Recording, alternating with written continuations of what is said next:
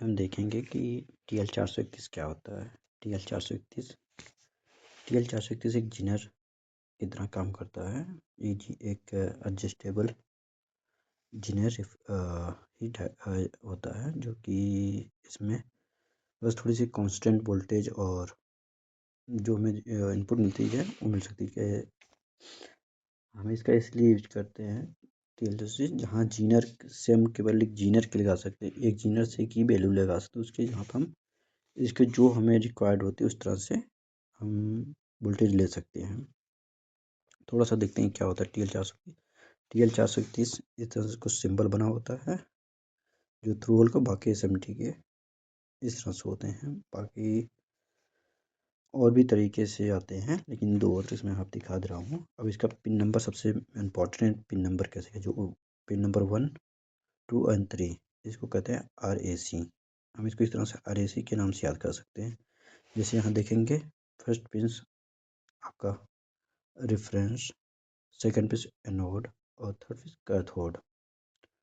और ये सिंबल देखेंगे, सिंबल इस तरह से इसका बना होता है, anode, cathode and reference. 3 pin आपको कहीं भी देखेंगे जहाँ पर इसका सिंबल दिखा जाएगा तो इस तरह से बन के दिखाया जाएगा। आज देखते हैं इसका डिटेल्स क्या होती है। जो इसकी सर्किट होती है, इस तरह से कुछ सर्किट में लगा रहता है। ये मैक्सिमम फीडबैक के लिए यूज की जाती है। जैसे कुछ सर्किट में ऑप्टो कपलर के बाद लगता है और उसके बाद इसकी यूज होती है।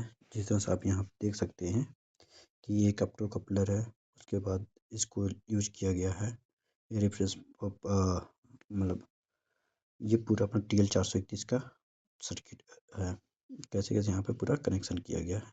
इसके साथ दो रेजिस्टेंस होते हैं, एक R1 एंड उसी के साथ दूसरा R2 लगा होता है। इसकी कैलकुलेशन होती है, थोड़े से हम इसकी कैलकुलेशन देखते हैं। इसका पहले सबसे पहले देखिए फार्मूला क्या होती है। इसका फार्मूला होता है V output is equal to 1 plus R1 plus R2 multiply reference voltage. मान लो हमें कहीं पे 6 वोल्ट की नीड है, तो हम कैसे उसका कैलकुलेशन करेंगे। सबसे पहले हम देख लेंगे कैसे क्या इसको कैलकुलेशन कर सकते हैं।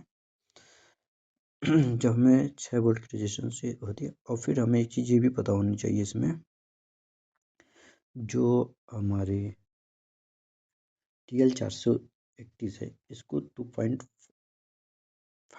के लगभग आसपास चलने के लिए वोल्टेज चाहिए। इसके बाद ये काम करती है। अगर इससे कम रहेगा, वोल्टेज कम आएगी, तो ये रेफरेंस काम नहीं करेगा। इस तरह से का फार्मूला देख लेते हैं। ये पूरी इसकी निकाली गई तरह से आप कैलकुलेशन पूरा देख सकते हैं कि जैसे यहाँ पर हमें 6 वोल्ट चाहिए, तो उसके लिए कितनी ओम की रेजिस्टेंस लगाएंगे जो हमें वैल्यू देगी।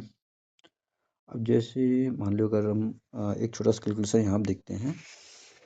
जैसे यहाँ पर अगर R1 हम लगाते हैं, जैसे मान लो R1 1 के है, R2 भी 1 के है, तो इसका कैलकुलेशन करेंगे, फार्मूला रखेंगे जिसमें होता है V वोल्टेज इंटू रेफरेंस में वोल्टेज 2.5 होती है, 2.5 मल्टीप्लाई 1 प्लस 1 अपान 1 के एंड 1 के, मतलब R1 की वैल्यू एंड R2 वैल्यू जो इसको कट कर देंगे तो 1 आएगी, तो पूरा टोटल 5 वोल्ट।